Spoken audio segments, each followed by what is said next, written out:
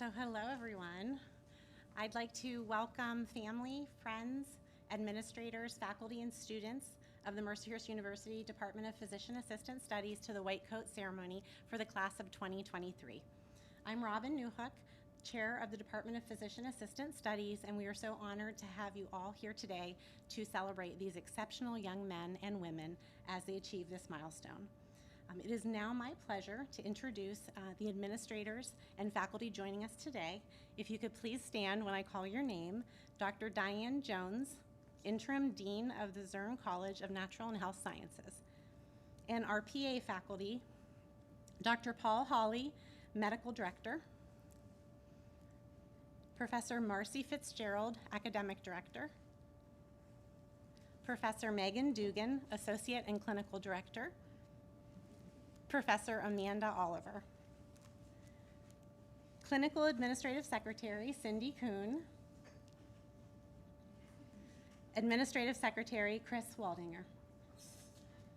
And I would like, and I think the students would also like, to thank you all for that you do to support our students and our program. So I think we should probably clap for everybody that does these great things. The White Coat Ceremony is the induction of students into the profession and serves to alert the students of the need for balance between excellence in science and compassionate patient care. The white coat is worn by medical professionals as a symbol of authority, purity, professionalism, caring, and trust. The White Coat Ceremony is a formal vehicle to emphasize professional tenets and values necessary as a healthcare provider. The students will receive their coats as well as take the physician assistant oath as a passage into their clinical education. The White Coat Ceremony was developed by Arnold P. Gold, who sought to bring a humanistic focus to medicine. Dr. Gold believed a healthcare provider's responsibility is to not only take care of patients, but to also care for patients. The White Coat Ceremony is taking place prior to the students' first patient care clinical experience. They have already had the opportunity to examine their peer patient, practicing first on their lucky lab partners. Then they've had the opportunity to examine a plastic patient, taking care of SimMan, a high-fidelity mannequin in the patient simulation lab, and who, I might add, is doing quite well since you rendered care to him this week and last week. In a week and a half, we'll be visiting a nursing home, and it'll be for orientation, and then you'll see your first real patient. From there, you'll be seeing patients on a weekly basis at St. Vincent Hospital for the remainder of the semester. The timing of this ceremony and the beginning of your clinical training coincides nicely with our upcoming National PA Week, October 6th through 12th. National PA Day was first celebrated on October 6th, 1987, in honor of the 20th anniversary of the first graduating class of PAs from the Duke University program. October 6th is also the birthday of our profession's founder, Eugene A. Stead. Dr. Stead invested in the PA profession with the foresight that the profession would have tremendous growth. In 1986, he wrote, "As time goes on, more and more places are going to seek people with PA backgrounds. The marketplace looks good for physician assistants, a bright future out there. All that remains is for each PA to seize the opportunity." And in fact, that is exactly what we are seeing. The U.S. Bureau of Labor and Statistics reports a projected growth of 31% until 2028, and the physician assistant profession is listed as number 3 of 100 best jobs in the World News Report. So job market and job satisfaction for PAs is indeed a bright future. So next, I would like to invite our medical director, Dr. Paul Hawley, to the podium. Dr. Hawley earned a Doctor of Medicine degree from Marshall University and completed his family practice residency at the Medical Center of Beaver, PA. His practice is at Bemis Point Family Practice in New York, where he has employed PAs for many years, and he also serves as a preceptor and instructor for our students. Please join me in welcoming Dr. Hawley.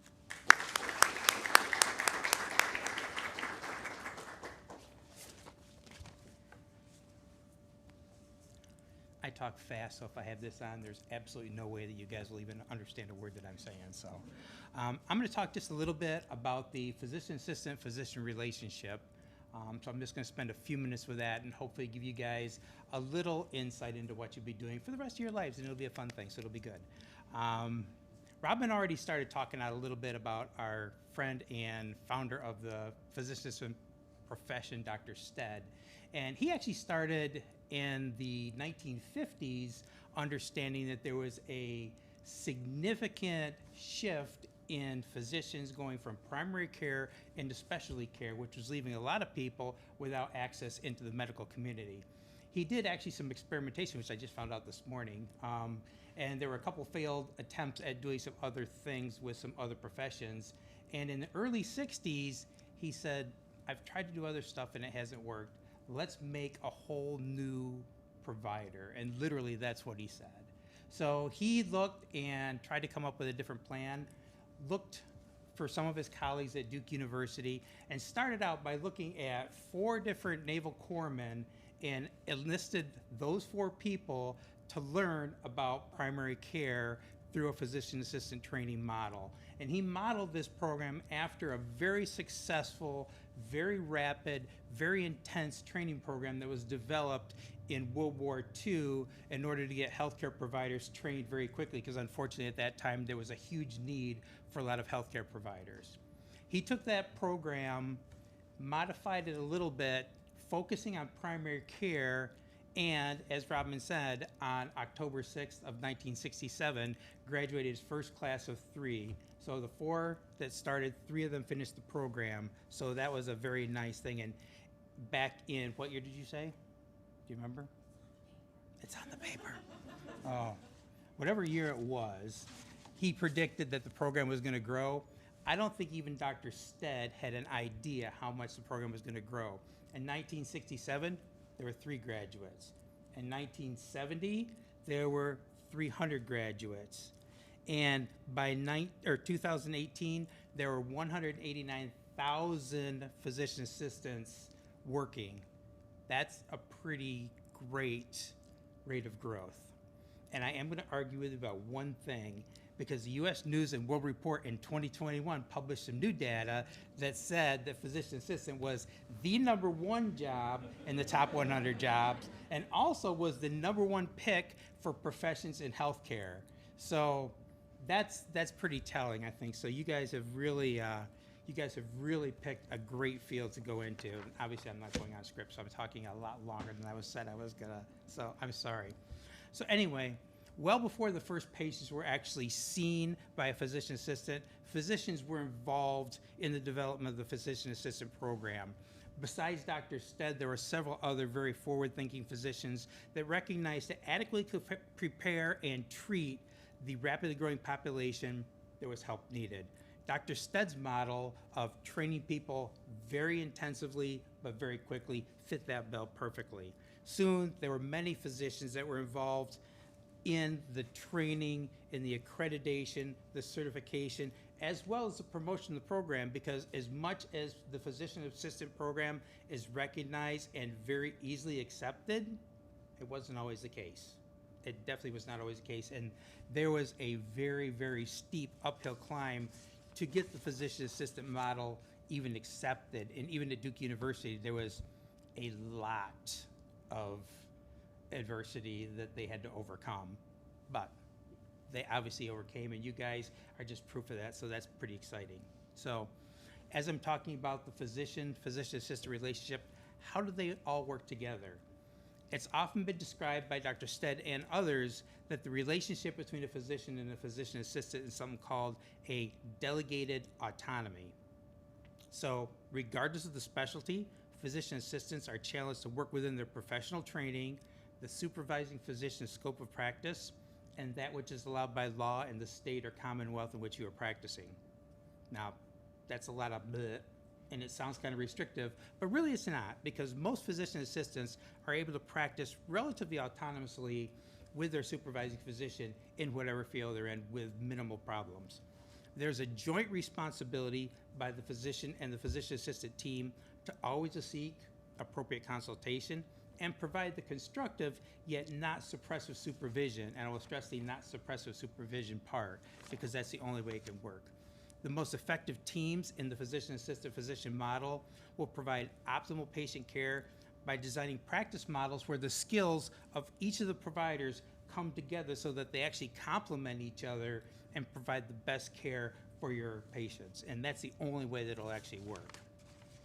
So in my long closing, the physician assistant profession was born out of a need to increase access to healthcare and developed through an extremely rigorous educational experience, which you guys are already seeing how rigorous it is. Not only was it successfully accomplished, the profession continues to flourish through healthy, often very, very long-term relationships between the physicians and the physician assistants. And that's another thing that makes this model, this profession so exciting, because you get to work with the same people for long periods of time, which is really good. So as you all receive these codes today, you're an important step closer to one day entering this very exciting and rewarding relationship experience. So congratulations.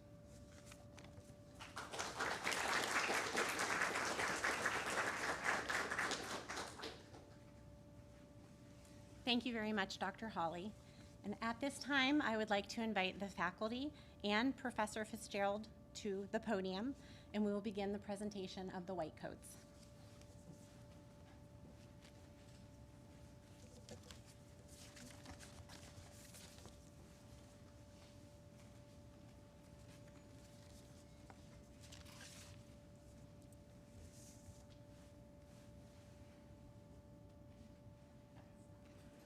First row, please rise.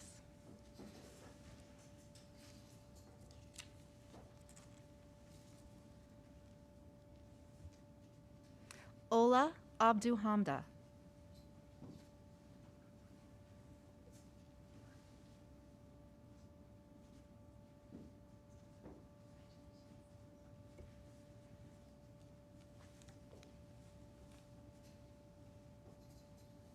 Bradley Allen.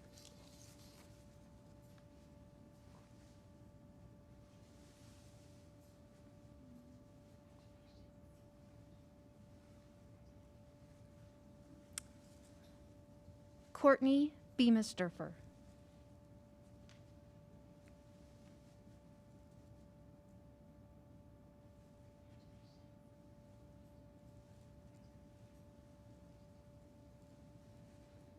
Elizabeth Becker.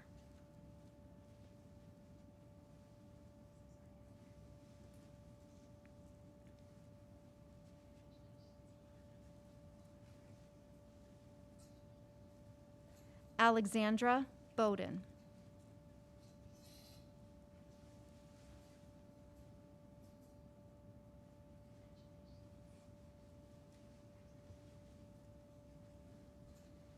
Carissa Braun.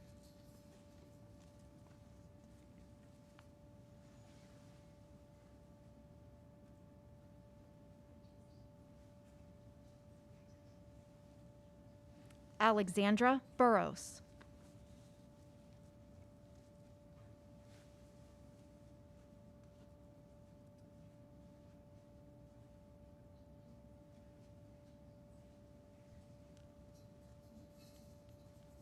Christina Fair.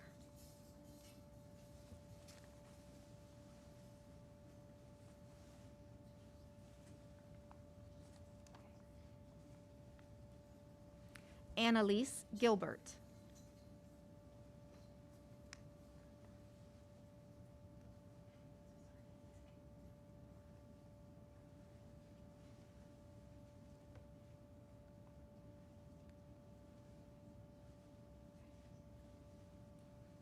Shane Grayson.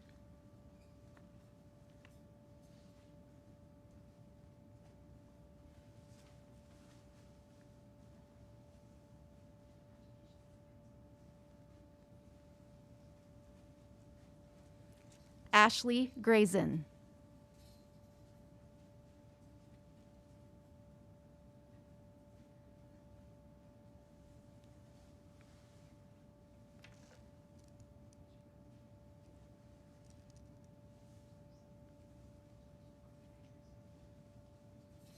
Andrew Gunn.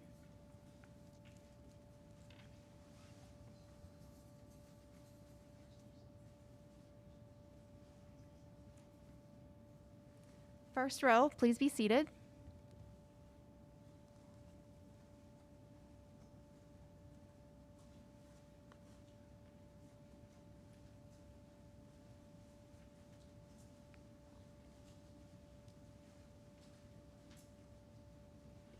Second row, please rise.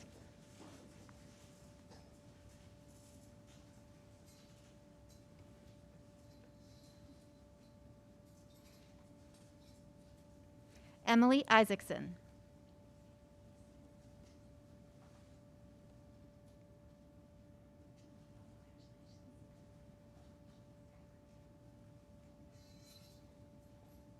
Tiara Jeffers.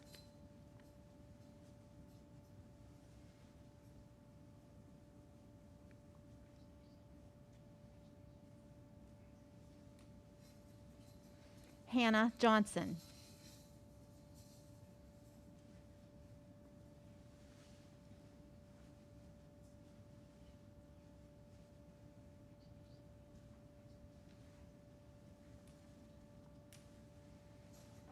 Andrew Larson.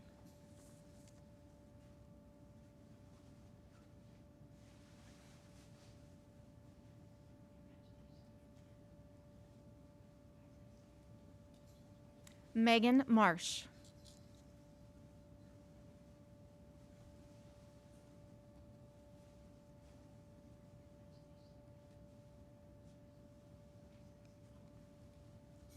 Sierra McAfee.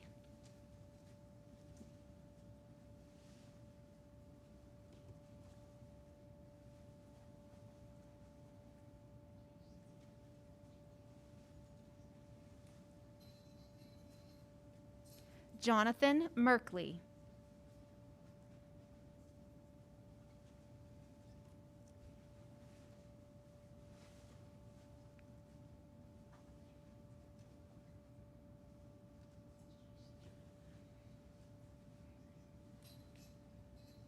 Haley Moore.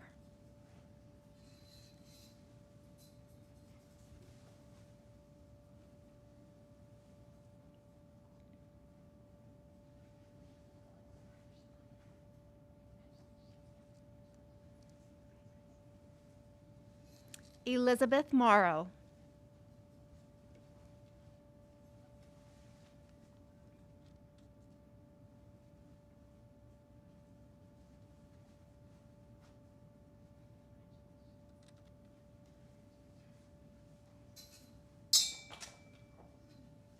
Tyler Passmore.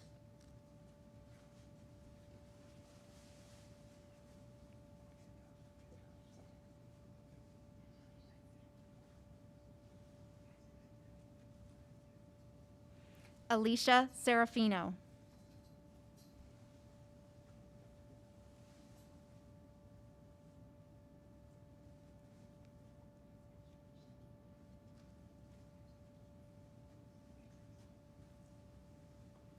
Hannah Tanis.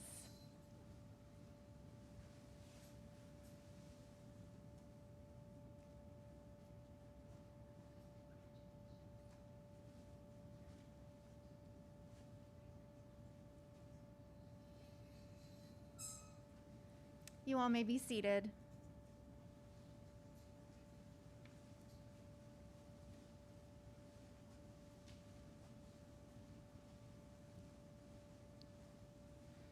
Third row, please rise.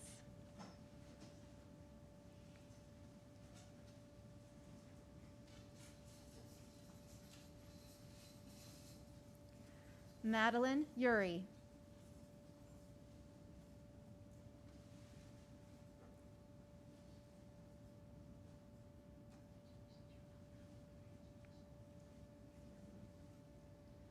Courtney Vichek.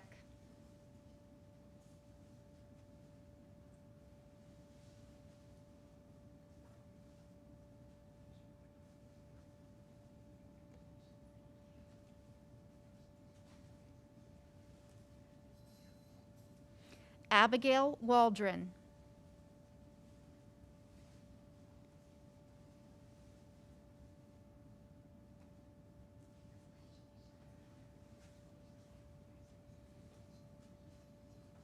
Abigail Wilson.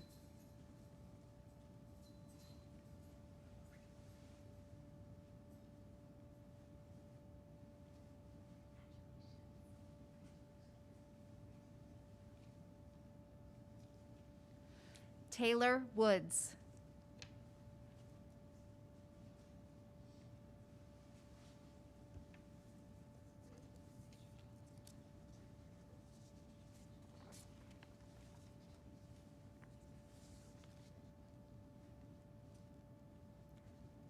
Okay, you can be seated.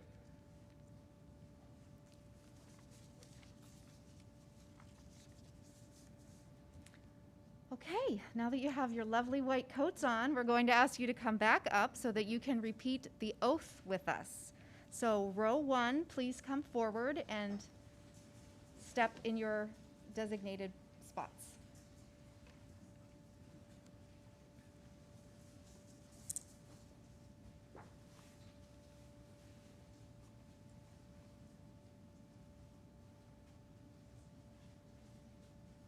Okay, row 2, please come forward.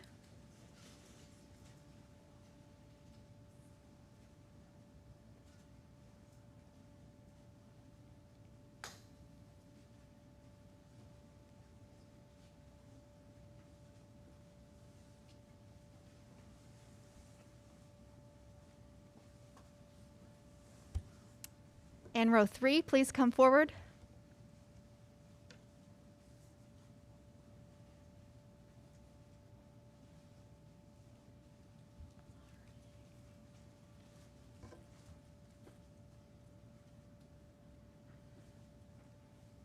Students of the class of 2023, please join me in reciting the physician assistant oath. I pledge to perform the following duties with honesty and dedication. I will hold as my primary responsibility the health, safety, welfare, and dignity of all human beings. I will uphold the tenets of patient autonomy, benevolence, non-maleficence, and justice. I will recognize and promote the value of diversity. I will treat equally all persons who seek my care. I will hold in confidence the information shared in the course of practicing medicine. I will assess my personal capabilities and limitations, striving always to improve my medical practice.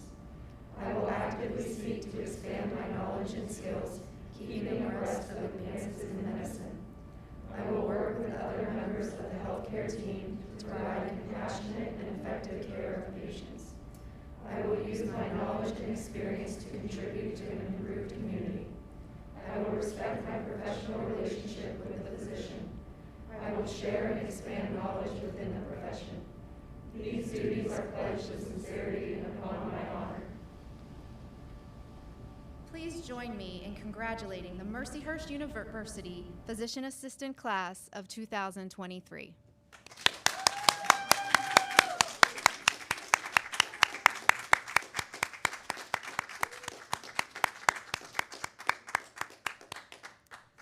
Students, you may be seated, and this concludes our ceremony.